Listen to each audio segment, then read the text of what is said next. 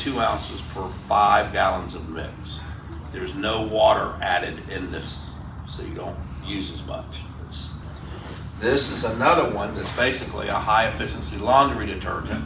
So you mix this 1 to 2 ounces per gallon of bleach. It's not as good on windows as this, but this also has a little scent to it because it's a laundry detergent. It has a little scent to it to help mask the bleach.